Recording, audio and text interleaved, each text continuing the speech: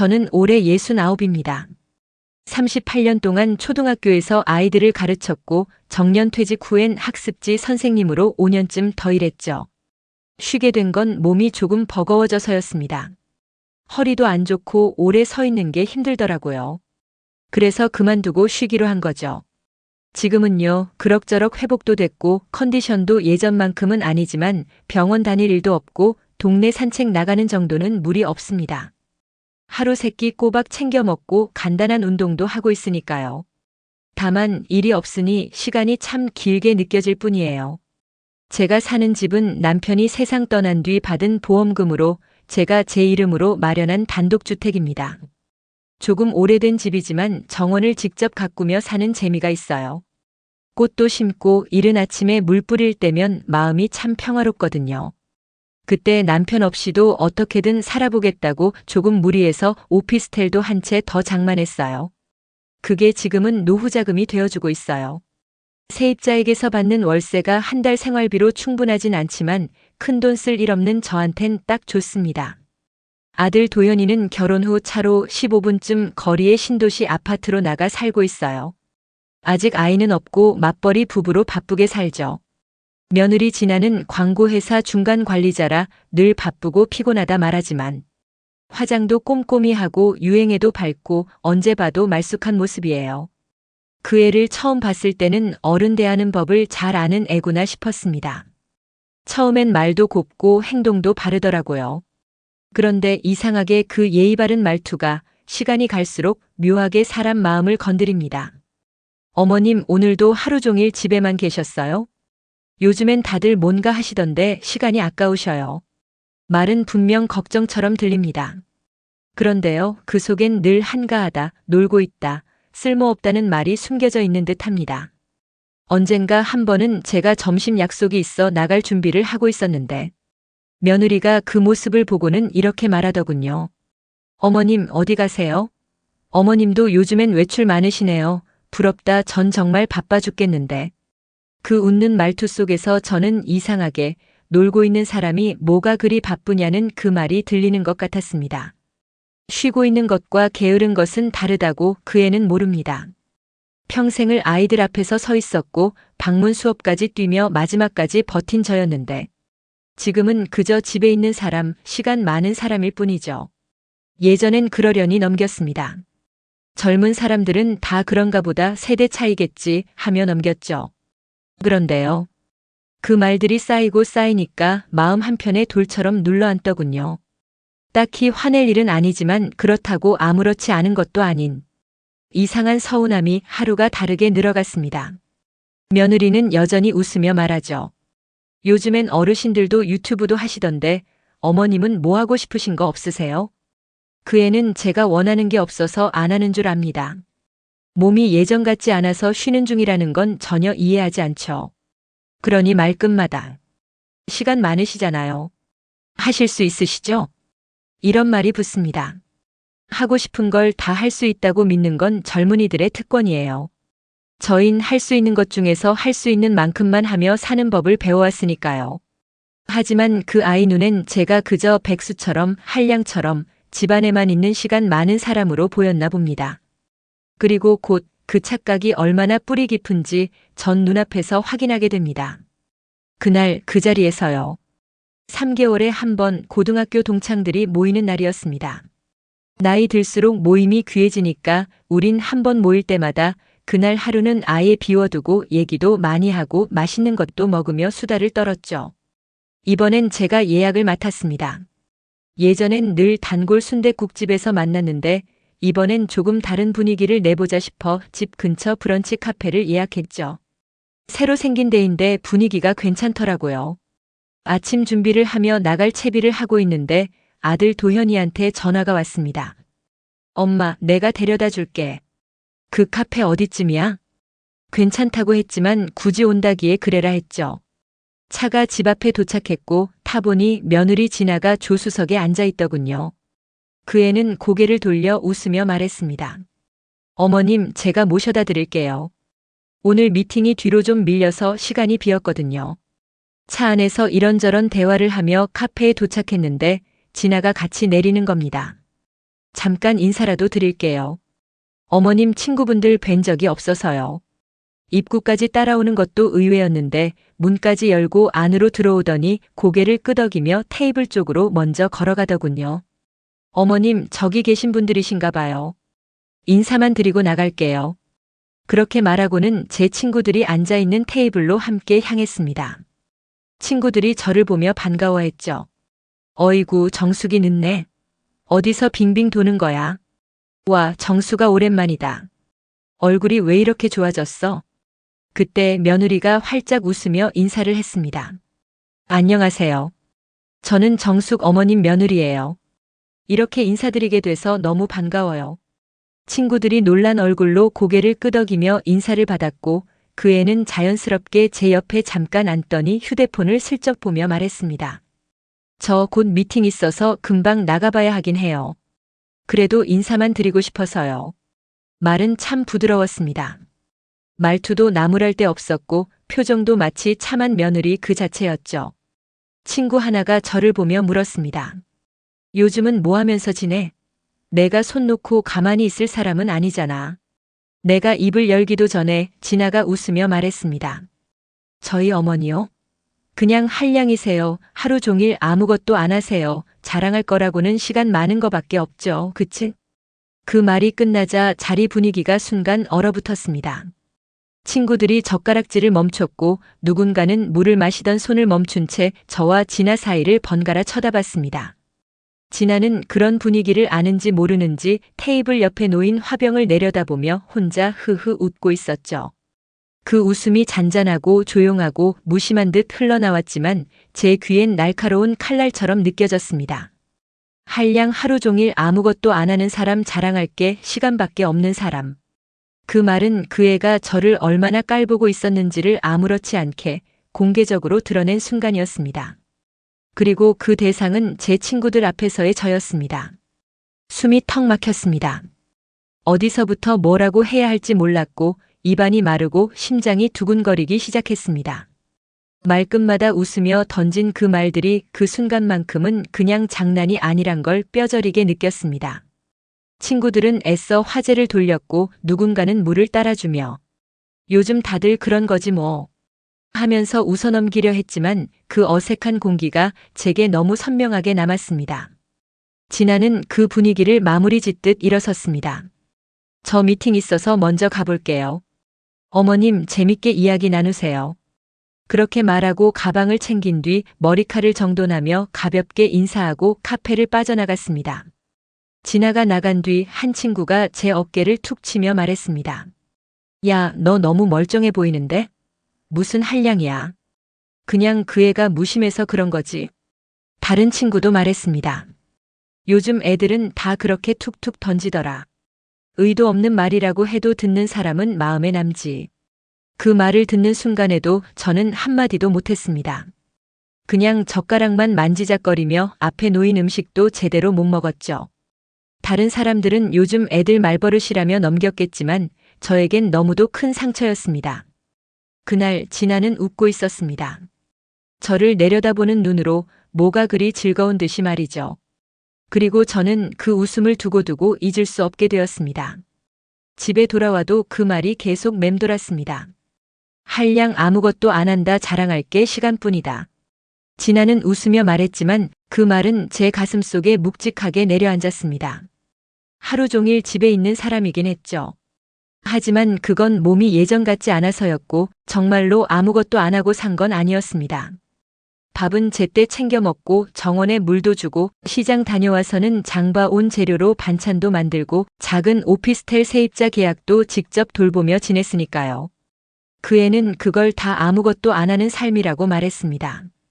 그 말은 단순한 농담이 아니라 제 존재 자체를 쓸모없음으로 밀어붙이는 선언처럼 들렸습니다. 며칠 동안 아무에게도 연락하지 않았습니다. 식사도 제대로 챙기지 않았고 TV를 켜도 소리만 흘러나올 뿐 눈에 들어오지 않았습니다. 평소처럼 정원으로 나가려다 다시 방으로 들어오고 책상에 앉아도 손끝이 떨려 책장을 넘기지 못했습니다. 몸은 멀쩡한데 마음이 자꾸 주저앉았습니다. 할 수 있는 일은 많은데 하고 싶은 마음이 사라진 기분이었습니다. 그러다 어느 날 문득 생각난 사람이 있었습니다. 윤미. 고등학교 동창이고 은퇴 후 이 동네에서 조그만 카페를 하고 있던 친구. 예전에는 모임에도 종종 나왔는데 카페를 시작하고부터는 손님 때문에 잘 못 나오곤 했죠. 그렇다고 연락이 완전히 끊긴 건 아니었습니다. 가끔 제가 심심할 때 들러서 커피 한 잔 시켜놓고 이런저런 수다 떨다 나왔고 그 친구도 시간만 나면 커피 내리다가 제 옆에 앉아 예전 얘기며 요즘 뉴스며 이런저런 얘기를 나누곤 했습니다. 그날은 그냥 누가 보고 싶었습니다. 별다른 이유 없이 그냥 말 없이 앉아도 아무렇지 않은 사람, 그런 얼굴 하나가 보고 싶었던 겁니다. 윤민의 카페 문을 밀고 들어갔습니다. 벨소리가 가볍게 울리고 곧이어 익숙한 목소리가 들렸습니다. 어서 오세요. 정숙이네. 카운터에 서 있던 윤미가 제 얼굴을 보더니 웃으며 말했습니다. 요즘 통 안 보이더니 웬일이야? 그냥 좀 답답해서. 윤미는 눈썹을 살짝 올리더니 제 손을 잡아 끌었습니다. 앉아. 내가 진하게 한 잔 내려줄게. 아무 말도 하지 말고 그냥 앉아 있어. 말없이 자리에 앉았습니다. 창밖으로 햇살이 들이치고 있었고 작은 화분에 심어진 로즈마리 향이 은은히 흘렀습니다. 윤미는 조용히 커피를 내렸고 잔을 조심스레 제 앞에 내려놓으며 말했습니다. 얼굴이 왜 그래? 무슨 일 있었지? 별거 아니야. 그냥 좀 마음이 복잡해서. 그런 얼굴로 별거 아니다 하는 사람, 내가 딱 질색이야. 윤미는 의자에 살짝 앉으며 말했습니다. 나 너 원래 잘 웃는 사람인 거 아는데 지금 너 표정이 완전 내려앉았어. 저는 그 말을 들으니 그동안 꾹 눌러왔던 말들이 목끝까지 차올랐습니다. 한참을 말없이 있다가 입을 열었습니다. 지나가 내뱉은 말, 그 말이 얼마나 모욕적이었는지, 그 자리에 앉아 있었던 내 기분이 어땠는지, 내가 그 후로 며칠을 어떻게 보냈는지까지 짧게 조용히 말했습니다. 윤미는 말을 끊지 않았습니다. 단 한마디도 자르지 않고 다 들은 뒤 고개를 끄덕이며 말했습니다. 그랬구나. 그의 말 되게 싸가지 없게 했네. 그치? 나만 그렇게 느낀 게 아니지? 당연하지. 아무리 그래도 그렇지 그렇게 공개적으로 깔보는 말은 못해. 그건 그냥 인간적인 예의 문제야. 그 말 한마디에 가슴이 조금 풀렸습니다. 윤미는 커피잔을 들며 말했습니다. 근데 너 그의 말에 휘둘릴 사람이 아니잖아. 너는 교사로 평생 버틴 사람이야. 나같이 하루에 커피나 내리는 사람하고는 급이 다르다고. 무슨 소리야? 너야말로 이 나이에 이렇게 카페 하나 잘 꾸려서 운영하고 있는 게 어디 쉬운 줄 알아? 하긴 근데 나도 처음엔 뭐라도 해보자는 생각이었지. 이게 잘 될 줄 몰랐어. 그냥 해보니까 되더라고. 윤미는 웃으며 말을 이어갔습니다. 너도 할 수 있어, 정수가. 넌 내가 아는 사람 중에 가장 똑 부러지고 기획력도 있고 손맛도 있잖아. 저는 웃었습니다. 하지만 그 웃음 뒤에는 조용히 피어오르던 어떤 감정이 있었습니다. 나도 할 수 있을까? 그날 윤미의 커피 한 잔과 말 몇 마디가 내 마음속 어딘가에 아주 조용한 불씨를 하나 놓고 간 듯 했습니다. 윤미는 말했습니다. 할 수 있어, 정수가. 넌 기획력도 있고 손맛도 있잖아. 내가 카페 하면 나보다 더 잘할걸? 처음엔 웃어넘기려 했습니다. 하지만 그 말이 자꾸만 가슴에 남았습니다. 평생 사람들 앞에 서서 뭘 가르쳐왔고 학습지 선생님 하면서도 매번 시간표 짜고 학부모 상담하고 서류며 일정이며 칼같이 맞춰왔던 기억이 떠올랐습니다. 근데 지금 시작해도 될까? 윤미가 말했습니다. 왜 안 돼? 너 아직 60대잖아. 손도 빠르고 머리도 돌아가고 제일 좋은 때지. 그 말이 이상하게 자신감을 심어줬습니다. 다시 뭔가 해보자는 생각, 한 번도 진지하게 해보지 않았던 그 감정이 조금씩 피어오르기 시작했죠. 그날 이후 윤미가 연락을 주기 시작했습니다. 이번 주에 괜찮으면 상가 한 군데 같이 보러 갈래? 너는 인테리어 어떤 스타일 좋아해? 감성 쪽? 모던한 쪽? 저는 처음엔 그저 구경하는 마음으로 따라 나섰습니다. 하지만 며칠이 지나자 그 공간들이 진짜 내 가게가 될지도 모른다는 생각에 자꾸 눈이 진지해지고 머릿속 계산이 바빠졌습니다. 윤미는 말했습니다. 내가 처음 시작할 때 도와줬던 동네 지인이 있었어. 지금은 내가 그걸 그대로 너한테 해주고 싶은 거야. 정수가, 이건 내가 할 수 있어서 내가 말하는 거다. 누구한테나 카페 차리라고 하는 거 아니야. 넌 진짜 할 줄 아는 사람이야. 윤미는 운영 노하우부터 원두 납품처, POS 시스템까지 하나씩 알려줬습니다. 제가 적어두면 바로바로 피드백을 주고 혹시 모르는 부분은 현장에서 직접 보여주기도 했습니다. 며칠 뒤 제가 말했습니다. 근데 혼자 하기는 좀 무서울 것 같아. 그럼 같이 할 사람 찾아봐. 그때 떠오른 사람이 있었습니다. 혜란. 공무원으로 정년까지 채우고 은퇴한 뒤 근처 아파트에 살며 조용히 지내던 친구였습니다. 늘 차분하고 꼼꼼한 성격이라 학창시절에도 반장보다 회의록을 더 성실하게 쓰던, 뒤에서 조용히 흐름을 정리하는 걸 잘하던 친구였죠. 한 번은 동창 모임에서 마주쳤을 때 하루하루가 너무 길다면서 그냥 누가 뭐 하자고 하면 따라 나서고 싶다던 말이 기억났습니다. 전화를 걸었습니다. 혜란아, 시간 좀 되니? 정수가, 웬일이야? 나 요즘 윤미랑 같이 카페 준비하고 있거든. 카페? 너랑 윤미가? 그래. 진짜 작게. 근데 말이야, 우리 셋이 같이 해보는 건 어때? 혜란은 잠시 침묵하더니 조용히 말했습니다. 좋지. 나도 사실 그런 거 해보고 싶었어. 근데 나 혼자선 자신이 없더라. 우리도 혼자 하려는 거 아니야. 셋이서 같이 해. 너는 숫자에 밝으니까 계산이나 원가 같은 거 맡아줘. 윤미는 운영하고 나는 메뉴랑 브랜딩 아이디어 생각해 볼게. 그렇게 셋이 만났습니다. 카페 자리를 같이 둘러봤고 커피잔이 아닌 스케치북을 펼쳐놓고 어떤 느낌으로 꾸밀지, 이름은 뭘로 할지, 벽지 색깔은 뭐가 좋을지 이야기 나누기 시작했습니다. 윤미는 웃으며 말했습니다. 야, 우리 지금 무슨 20대 스타트업 창업팀 같다. 혜란이 말했습니다. 그런데 우리 진짜 팀 된 거야? 이거 진짜지? 그냥 모의고사 같은 거 아니지? 진짜야. 진짜 시작하는 거야. 그 순간 서로의 눈빛이 달라졌습니다. 그렇게 새 할머니가 다시 손을 잡았습니다. 가게 이름은 영커피. 사실 처음부터 그렇게 부르자고 한 건 아니었습니다. 이름을 정하던 날 셋이 머리를 맞대고 수첩에 온갖 후보를 써내려갔죠. 다시 봄, 새모녀, 할카페, 커피, 다시 시작. 뭐 하나 딱 마음에 드는 게 없었습니다. 그러다 윤미가 장난처럼 말했죠. 그냥 우리 이름에서 한 글자씩 따볼까? 그래서 정숙의 숙, 윤미의 미, 혜란의 란을 놓고 조합해봤지만 숙미란, 미란숙, 숙란미. 어느 것 하나 커피집 이름으론 영 어울리지 않았습니다. 결국 수첩을 덮고 한숨 쉬며 말했죠. 아휴, 그냥 우리 인생 다시 시작하는 기분이니까 0에서 다시 한다 생각하면 안 될까? 그 말을 들은 혜란이 고개를 끄덕이며 말했습니다. 0점에서 시작한다는 뜻? 좋아. 간단하고 기억도 잘 나고. 그럼 영커피? 응. 뭔가 깔끔하잖아. 영혼이 맑아지는 커피집, 그런 느낌도 들고. 그렇게 이름이 정해졌습니다. 누구 하나 크게 주장한 것도 아니고 셋이 말없이 고개를 끄덕이며 자연스럽게 받아들였던 그 순간. 마치 오래전 교실에서 팀 이름 정할 때처럼 웃음 섞인 공감이 오간 날이었죠. 위치는 고민 끝에 그 며느리가 절 한량이라며 조롱하던 동네 골목으로 정했습니다. 물론 요즘 뜨는 번화가도 알아봤지만 결국 이 골목으로 돌아오기로 결심했죠. 여기서 새로 시작하자. 내가 무너졌던 이곳에서 다시 일어서 보자. 그 마음 하나로 세 친구가 함께 문을 열기로 한 겁니다.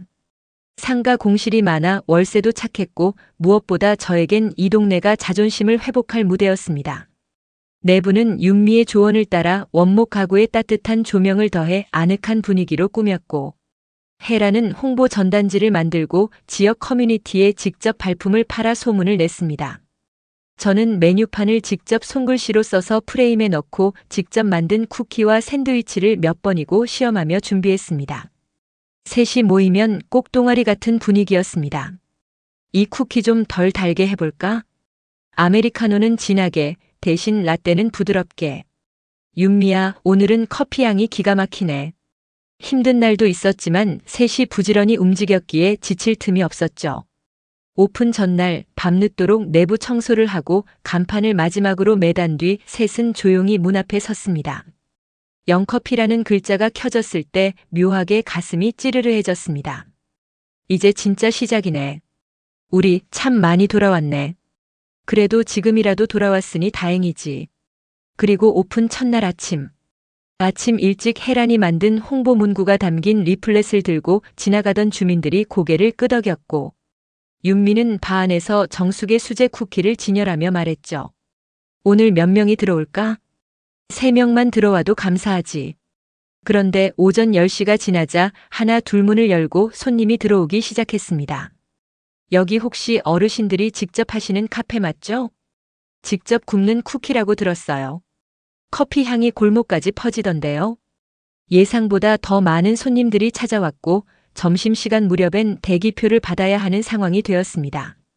가장 인상적이었던 건 근처 초등학교 앞에서 손주를 기다리던 할머니들이 여긴 어른들이 편하게 쉴 수 있어서 너무 좋아요. 라며 다음 약속도 잡고 가셨다는 점이었습니다. 정오쯤 테이블을 돌던 혜란이 다가와 말했습니다. 저기 창가 쪽 앉은 분들 근처 성당 분들이래. 벌써 입소문 났나 봐. 그 말을 듣고 윤미가 말했습니다. 정수가 너 오늘 얼굴 계속 웃고 있는 거 알아? 그래? 몰랐네. 진짜야. 너 오늘 내내 볼 터지게 웃고 있었어. 그 순간 저는 커피잔을 내려놓으며 작게 대답했습니다. 이 맛에 하는 거지 뭐. 그렇게 영커피 1호점은 첫날부터 대기줄이 생기며 조용하지만 단단한 첫 발을 내딛었습니다. 가게를 연 지 어느덧 3개월이 지났습니다. 아침마다 셔터를 올리는 손끝에 익숙함이 묻어나기 시작했고 주말마다 찾아오는 단골 손님들도 눈에 익어갔습니다. 윤미와 저는 교대로 매장을 지키며 하루하루를 살아냈고 혜라는 틈틈이 가게에 들러 물건도 정리하고 전단지도 새로 붙이며 우리를 도왔습니다. 매출은 안정세에 접어들었고 가끔은 마감 시간에 오늘은 꽤 번 것 같아 하며 셋이 웃기도 했습니다. 혜란은 여전히 계획적이고 정확했습니다. 어느 날 가게에 들른 혜란이 조용히 말했습니다. 근처에 대학가 하나 있거든. 빈 점포가 나왔대. 사람도 많고 임대료도 괜찮아 보이던데. 저는 대답했습니다. 하나도 버겁지 않냐? 우리 나이에 2개는 무리잖아. 윤미도 웃으며 덧붙였죠. 몸이 2개면 몰라도. 그러자 혜라는 작은 수첩을 꺼내 펼쳤습니다. 여기 내가 알아본 입지 정보. 주변엔 카페가 몇 군데 있지만 다 체인이고 우린 분위기도 다르고 가격대도 괜찮아. 한번 가볼래? 그날 오후 3시 함께 대학가 근처로 나갔습니다. 점포 앞에 섰을 때 이상하게 가슴이 두근거렸습니다. 햇빛 잘 드는 유리창에 넓진 않지만 아늑한 공간. 윤미가 말했습니다. 여기 커피향 가득 채우면 참 좋겠다. 저도 고개를 끄덕였습니다. 학생들도 좋아하겠지. 우린 그렇게 2호점을 열기로 결심했습니다. 이번엔 혜란이 매장 운영을 맡고 윤미는 1호점 중심으로 원두를 로스팅하며 양쪽을 관리하고 저는 두 매장의 메뉴와 기획을 총괄하는 역할을 맡았습니다. 셋이 각자의 강점을 살려 삼각구도가 자연스럽게 생겨났습니다. 2호점의 콘셉트는 1호점보다 조금 더 젊고 산뜻하게 잡았습니다. 창가는 스터디 좌석으로 벽 한쪽엔 셀프 촬영 부스를 설치했고 SNS 홍보를 겨냥해 메뉴판도 트렌디하게 디자인했습니다. 혜라는 테이블 배치를 수차례 바꾸며 동선을 점검했고 윤미는 로스팅 방식에 따라 커피 맛이 어떻게 달라지는지 직접 비교하며 테스트했습니다. 저는 학생들에게 맞는 간단한 베이커리 메뉴를 추가했고 수제 그래놀라와 음료의 조합도 연구했습니다. 준비는 생각보다 빨리 진행됐고 한 달 후 2호점 영커피 대학로점이 문을 열었습니다. 첫날 대학생들이 우르르 들어와 좌석을 차지했고 SNS를 보고 왔다며 메뉴를 사진 찍는 학생들도 많았습니다. 혜라는 계산대에 서 있다가 말했습니다. 이런 분위기 나도 참 오랜만이다. 윤미가 웃으며 말했죠. 그래서 내가 여길 맡은 거야. 잘 어울려. 저도 대답했습니다. 이제 진짜 프랜차이즈 시작이네. 영커피 2호점은 그렇게 문을 열었습니다. 직영도 외부 가맹도 아닌 셋이 만든 협력형 동창 프랜차이즈의 시작이었습니다. 1호점이 생긴 지 1년이 되던 무렵 영커피는 동네 어르신들 사이에서 이미 입소문이 난 편한 가게였습니다. 따뜻한 데서 커피 한 잔만 마셔도 하루가 다르다니까요. 직접 구운 쿠키가 옛날 엄마가 해주던 맛이랑 비슷해서 좋아요. 이런 이야기들이 커뮤니티를 타고 번졌고 학생들이 SNS에 올린 사진들도 퍼지기 시작했습니다. 우리 할머니랑 꼭 같이 오고 싶은 곳. 여기 커피 진짜 맛있어요. 어르신들이 직접 하신다고요? 해시태그에는 할머니 카페, 영커피, 인생이 막 진짜 커피. 이런 단어들이 달렸고 우리는 그저 웃으며 바라볼 뿐이었습니다. 처음엔 그냥 동네 장사였죠. 손님이 몇 명이든 우린 하루하루를 성실히 지키며 가게를 운영했을 뿐인데 어느 날부터인가 지역 방송국에서 촬영 문의가 들어왔고 어르신 창업 성공 사례라는 이름으로 인터뷰 요청이 하나둘 들어오기 시작했습니다. 카메라 앞에서 처음 말을 꺼낼 땐 긴장도 했지만 해란이 대답했습니다. 나이 들어 뭐 하냐고요? 저흰 지금 커피로 세상을 다시 만나고 있습니다. 그 말은 그대로 방송 자막이 되었고 SNS에서 수천 번 공유되며 영커피는 할머니 브랜드라는 별명을 얻었습니다. 방송이 나간 다음 날 1호점에도 2호점에도 유독 젊은 손님들이 줄을 섰고 그중 몇몇은 직접 우리에게 말을 걸었습니다. 저희 엄마도 창업 생각하시는데 혹시 상담 받을 수 있을까요? 할머니가 우울증 있으신데 이 브랜드 보여드리면 웃으실 것 같아요. 우리는 더 이상 단순히 커피를 파는 가게가 아니었습니다. 누군가의 위로가 되고 누군가의 꿈이 되었고 또 누군가에겐 시간을 견디는 용기가 되어주고 있었습니다. 지자체 창업 포럼에서도 연락이 왔습니다. 시니어 여성 창업의 대표 사례로 발표해 주실 수 있을까요? 그 말에 우리는 주저하다가도 이게 누군가의 도움이 된다면 해보자 며 결심했습니다. 발표 당일 해라는 PPT를 준비하고 윤미는 원두 샘플을 가져갔고 저는 앞에 서서 조용히 마이크를 들었습니다. 저희는 오래전 친구들입니다. 모두 퇴직하거나 자식들이 크고 나서 서서히 자신을 잃어가던 시기에 다시 한번 시작해보기로 한 겁니다. 무슨 대단한 계획이 있었던 건 아니고 그저 함께하면 덜 외롭겠다는 생각이었죠. 객석에선 잔잔한 박수가 나왔고 어떤 중년 여성은 눈시울을 훔치며 고개를 끄덕였습니다. 그날 이후 우리는 몇몇 지역 커뮤니티 센터와도 연결이 되어 시니어 협동 창업 프로그램의 조언자로 초대되기도 했습니다. 누가 먼저 하자고 한 것도 아니었지만 셋 다 자연스럽게 각자 맡은 역할을 더욱 진지하게 준비하게 되었습니다. 윤미는 원두 수급과 로스팅 스케줄을 체계적으로 관리하기 시작했고 해라는 브랜드 전반의 운영 매뉴얼을 만들었으며 저는 1호점과 2호점의 고객 피드백을 취합하고 신메뉴 개발을 위한 레시피 테스트에 집중했습니다. 우리 셋은 이제 단순히 가게 동업자가 아니라 하나의 브랜드를 함께 만들어가는 팀이 된 것이었습니다. 그 과정 속에서 우리는 더 단단해졌고 가게도 더 성장했습니다. 진짜 이 나이에 이런 일이 있을 줄 몰랐어. 세상은 아직 우리를 필요로 하나 봐. 아니, 우리가 필요해서 다시 세상에 나온 거지. 누가 먼저 말했는지는 모르겠지만 그 말에 셋 다 고개를 끄덕였던 기억이 아직도 생생합니다. 영커피는 그렇게 브랜드가 되어갔습니다. 누구에게도 휘둘리지 않고 그저 묵묵히 성실히 삶을 다시 써내려가는 우리 셋의 이름으로 말입니다. 영커피 3호점은 지나가 다니는 회사가 입주한 오피스타워 1층에 오픈했습니다. 처음엔 망설임도 있었습니다. 그 애와 마주치면 어색하지 않을까, 괜한 감정이 올라오진 않을까. 하지만 이젠 그 어떤 관계도 제 선택의 기준이 되지 않았습니다.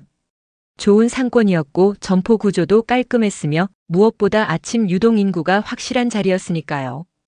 그저 사업적으로 좋은 입지라는 판단으로 그 자리를 택했을 뿐이었습니다. 건물 외벽에 저희 매장 간판이 걸리고 오픈 전날 시운전을 하며 커피 머신을 테스트하던 순간부터 저는 이 공간을 완전히 내 영역이라 느꼈습니다. 오픈 첫날은 아침부터 분주했습니다. 윤미가 로스팅을 마치고 첫 배치를 가져다 놓았고 해라는 SNS 홍보 피드를 실시간으로 돌렸습니다. 저는 바 앞에 서서 머핀 진열을 다시 맞추고 테이블 위치를 마지막으로 점검했습니다. 생각보다 많은 직장인들이 몰려들었습니다. 새로 만든 모닝샌드와 핸드드립 메뉴가 SNS에서 꽤 호응을 얻었습니다. 그날 오전 바로 그 애가 왔습니다. 진아. 아들 도현의 아내, 한때 한량 시어머니라며 저를 비웃던 그 아이. 그 애가 회사 동료들 몇 명과 함께 줄을 서서 제 앞에 섰습니다. 그 애는 저를 보자 한 발짝 멈추더니 당황한 듯 말했습니다. 어머니. 저는 웃으며 진아 앞으로 아메리카노 한 잔을 내밀었습니다. 여기 직원들한테 인기 많더라. 진아는 아이스라떼 좋아했지? 그 애는 말없이 컵을 받았습니다. 손끝이 미세하게 떨렸고 입술이 어정쩡하게 벌어졌지만 그 어떤 말도 쉽게 나오지 않았습니다. 잠시 후 조심스럽게 묻듯 말했습니다. 이 카페 어머니 거예요? 저는 고개를 끄덕이며 말했습니다. 응, 지금 3호점. 혹시 시간 많으면 알바 자리라도 하나 내줄까? 제 말에 직원들 사이에서 웃음이 터졌고 누군가는 와, 어머님이셨어요. 완전 멋지세요. 라고 말하기도 했습니다. 진아는 머쓱한 표정으로 주변을 둘러보며 작은 소리로 대답했습니다. 아니요. 그냥 자주 올게요. 진아는 그런 시선들을 피하려는 듯 살짝 고개를 떨궜습니다. 그래. 그럼 종종 봐. 저는 일부러 더 밝은 목소리로 이어 말했습니다. 요즘 젊은 애들도 알바하려고 줄 선다더라. 우리 가게 매출 보고 다들 부러워한다니까. 그리고는 뒤쪽 손님을 향해 다음 손님 주문 도와드릴게요. 말하며 자리를 넘겼습니다. 진아는 그 자리에 몇 초간 더 서 있었습니다. 컵을 손에 쥔 채 동료들이 한두 명씩 옆에서 주문을 마치고 돌아서자 그제야 몸을 돌려나갔습니다. 돌아서면서도 몇 번이나 뒤를 돌아봤지만 저는 더 이상 그 아이를 응시하지 않았습니다. 그 아이가 어떤 표정을 지었는지도 굳이 확인할 이유가 없었기 때문입니다. 잠시 후 커피향과 음악 그리고 바삐 움직이는 직원들 속에서 진아는 그저 많은 손님 중 하나가 되었습니다. 가게 문 앞에 써 있는 문구가 유독 크게 보였습니다. 언제든 다시 시작할 수 있습니다. 지금 이 순간부터라도. 혜란이 써준 문구였는데 그날따라 이상하게 마음의 울림이 컸습니다. 그 애가 어떤 감정을 느꼈든 어떤 생각을 했든 이젠 그것이 제 삶에 영향을 주는 일은 없었습니다. 가게는 여전히 붐볐고 주문은 끊이지 않았으며 손님들의 웃음과 대화 속에 진아의 발자국 소리는 이내 묻혀 사라졌습니다. 그날 이후 진아는 단 한 번도 가게의 모습을 드러내지 않았습니다. 아침마다 길게 늘어선 줄 테이크아웃 컵을 들고 바삐 걸어가는 회사원들 사이 혹시나 익숙한 얼굴이 보일까 싶어 무심히 유리문을 바라보곤 했지만 그녀는 끝내 나타나지 않았습니다. 사실 그것만으로도 충분했습니다. 그 애가 저를 의식하고 있다는 것, 그리고 더는 함부로 굴 수 없다는 걸 조용히 인정한 셈이었으니까요. 이름을 부르며 나무라지도 않았고 사과를 하러 찾아온 것도 아니었지만 그녀의 침묵이야말로 가장 명확한 변화였습니다. 단체 채팅방도 이상하리만큼 조용했습니다. 예전 같았으면 진아가 먼저 나섰을 겁니다. 어머님, 이번 명절 일정은 어떻게 할까요? 저희 집에서 하면 어머님도 편하시지 않을까요? 자기 중심적인 말투를 최대한 공손하게 포장해 던져놓고 반응을 기다리며 흐름을 쥐고 있던 사람이 바로 그 애였습니다. 하지만 요즘은 어떤 말도 하지 않았습니다. 가끔 도현이 엄마 잘 지내지? 라며 안부를 묻는 정도 그 외에는 별다른 말이 없었습니다. 처음엔 어색했습니다. 늘 긴장하며 대응하던 시간들이 무색하게 너무도 조용했으니까요. 하지만 이 조용함이 오래될수록 저는 오히려 안정을 느꼈습니다. 누가 말을 하지 않아도 태도는 변했고 그건 무언의 메시지로 충분했습니다. 도연의 태도는 전보다 훨씬 조심스러워졌습니다. 한밤중 모처럼 메시지가 하나 왔습니다. 카페는 잘 돼? TV에 나왔다던데 동료들이 다 아시더라. 말투는 평소 그대로였지만 어디까지나 저의 반응을 떠보는 문장처럼 느껴졌습니다. 답장을 해야 할지 한참을 고민하다 저는 짧게 적었습니다. 응. 잘 지내고 있어. 그 말 외에 어떤 감정도 실리지 않도록 조심스레 문장을 다듬었습니다. 그날 저녁 가게 마감을 마친 뒤 빈 테이블을 하나씩 닦으며 저는 생각했습니다. 진짜 힘있는 말은 침묵이라는 걸. 가장 큰 반응은 아무 반응도 하지 않는 것이라는 걸. 누구에게 따지지 않아도 울지 않아도 제 삶을 묵묵히 걸어가는 것만으로도 상대는 결국 변하게 돼 있다는 걸. 그 후로 진아는 단 한 번도 한량이라는 말을 입에 올리지 않았습니다. 가족 단톡방에서도 절대 저를 평가하거나 깎아내리는 뉘앙스를 풍긴 적이 없었습니다. 명절이 다가오자 도연히 어색한 투로 다시 묻더군요. 이번엔 어떻게 할까? 엄마가 편하신 대로 해. 그 말에 저는 길게 대답하지 않았습니다. 나 바빠. 일정 맞추기 어려워서 따로 챙길게. 상대의 말에 실린 의도를 분석하지 않아도 되고 그 말 뒤에 숨어있는 본심을 따지지 않아도 되니 이제는 말 한마디가 이렇게 가볍고도 자유로울 수 있구나 싶었습니다.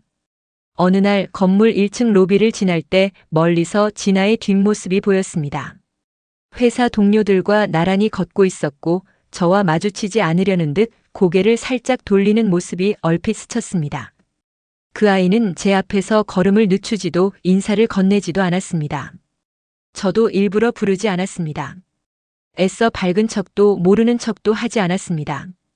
그저 그렇게 스쳐 지나가는 것이 가장 자연스럽고 평화로웠습니다. 가게 안으로 들어와 바리스타용 앞치마를 두르며 생각했습니다. 무엇이 관계의 회복이고 무엇이 응징의 끝인가? 그건 결국 누가 주도권을 쥐었느냐의 문제일 뿐입니다. 그리고 지금은 내 삶의 중심에 내가 있다는 것, 그 하나만으로도 저는 충분히 이긴 셈이었습니다. 그날 밤 폐점 안내 문구를 매장 유리문 안쪽에 붙이며 마지막 확인을 했습니다. 정갈하게 접힌 좌석 방석, 깨끗이 닦인 메뉴판, 그리고 계산대 옆 조용히 켜진 작은 조명 아래 비춰지는 제 얼굴. 그 안에는 흔들림이 없었습니다. 지금 이 순간 저는 저의 삶을 살아가고 있었습니다. 그리고 그 누구도 더 이상 내 시간을 휘두를 수 없다는 걸 깨닫고 있었습니다. 카페 창업한 지 2년이 조금 넘었습니다. 처음엔 동창 셋이 손붙잡고 시작한 소규모 매장이었죠. 지금은 4, 5점까지 냈고 5번째 자리를 물색 중입니다. 언젠가부터 손님들 중엔 일부러 저를 찾는 분들도 생겼습니다. 어머님, 커피도 직접 내리세요? 대표님이세요? 너무 멋지세요. 그런 말 들을 때마다 저는 멋쩍게 웃지만 속으로는 참 고맙습니다. 누군가 제 시간을 알아봐주는 느낌이니까요. 동네 신문사에서 인터뷰 제안이 왔을 땐 조금 망설였습니다. 어르신 창업 이야기로 기사 하나 내보려 하는데 가능하실까요? 그 기자가 그러더군요. 요즘 중장년 여성 창업 성공 사례로 저희 브랜드가 입에 자주 오르내린다고요. 거창한 건 없어요. 그냥 내가 하고 싶은 일을 나이 핑계로 미루지 않았을 뿐이에요. 그 말이 기사에 실리고 나니 가게로 찾아오는 손님들이 더 늘었습니다. 커피도 마시고 상담도 받고 웃으며 조언도 구하고요. 사장님, 저희 어머니도 친구분이랑 가게 하나 하신다는데 혹시 조언 좀. 저희는 아직 애들 키우는 입장인데 이런 나중도 있구나 싶었어요. 그럴 때마다 저는 말합니다. 나중이라는 건 결국 지금이 쌓여서 되는 거예요. 이 시간에 내가 나를 대하는 방식이 그때의 나를 결정하는 거죠. 가끔은요, 문득문득 생각납니다. 제게 한량이라고 했던 말. 사람은요, 누가 뭐라 했다고 무너지지 않아요. 다만 그 말을 그대로 삼켜버리면 무너지는 거죠. 그래서 저는 제 손으로 커피를 내렸고 제 발로 매장을 정리했고 제 입으로 제 이름을 다시 말했습니다. 어서 오세요. 영커피 정숙입니다. 이 말이 저에겐 어떤 직함보다 중요한 말이 되었죠. 그날도 평범한 오후였습니다. 점심시간이 지나고 손님이 거의 없던 시간. 문이 열리는 소리가 났고 저는 습관처럼 인사했죠. 어서 오세요. 고개를 들자마자 알 수 있었습니다. 진아였습니다. 혼자였고 손엔 아무것도 들고 있지 않았습니다. 그 애는 매장 안을 한 바퀴 천천히 둘러보더니 조심스레 다가와 말을 꺼냈습니다. 저 그냥 한번 와보고 싶었어요. 그 말투엔 어색함도 긴장도 섞여 있었습니다. 저는 별다른 대꾸 없이 물었죠. 커피 마실래? 네. 아이스? 아니요, 따뜻한 걸로요. 저는 천천히 커피를 내렸습니다. 예전 같았으면 그 애가 왜 왔는지, 뭐하러 이제야 찾아왔는지 묻고 싶었겠죠. 그런데 그날은 그냥 그럴 필요가 없었습니다. 커피를 컵에 따르고 조용히 건넸습니다. 여기. 진아는 두 손으로 컵을 받더니 잠시 가만히 서 있었습니다. 그리고 고개를 살짝 숙이며 말했습니다. 그땐 제가 너무 몰랐어요. 어머님이 뭘 생각하고 계셨는지도 어떤 분이셨는지도. 그 말은 크지도 뻔하지도 않았습니다. 그냥 담백했습니다. 저는 고개를 끄덕이며 말했죠. 뭐라도 깨달았다면 그걸로 됐지. 그 애는 컵을 꼭 쥔 채 잠시 눈을 감았다가 조용히 돌아갔습니다. 가게 문은 살며시 닫혔고 커피 향은 한참 동안 매장 안에 퍼져 있었습니다. 그날 밤 매장 마감을 하고 조용히 매출 정리를 하다가 저는 문득 이런 생각이 들었습니다. 누구도 내 삶을 대신 살아주지 않는다. 그러니 내 시간은 내가 책임져야 한다. 그리고 그 책임은 나를 미워하는 사람에게가 아니라 나를 이해하는 사람들과 나눌 때 비로소 가치가 생긴다는 것. 내가 얼마나 벌었는지 누굴 이겼는지보다 지금 내 얼굴이 어떤지 내 말 한마디가 어떤지 그게 더 중요해지는 시점이 있습니다. 이제는 압니다. 삶의 주인은 결국 나 자신이라는 걸요. 어서 오세요. 영커피 정숙입니다. 네, 한량 아닙니다. 이 말이 오늘은 참 마음에 듭니다. 오늘도 마흔 이후 사람 공부와 함께 해주셔서 감사합니다. 이 사연이 여러분 마음에 작은 울림이 되었다면 좋아요와 구독 그리고 알림 설정 부탁드립니다. 다음 시간에는 또 다른 인생의 이야기로 당신의 하루에 따뜻한 동행이 되어 드릴게요. 감사합니다.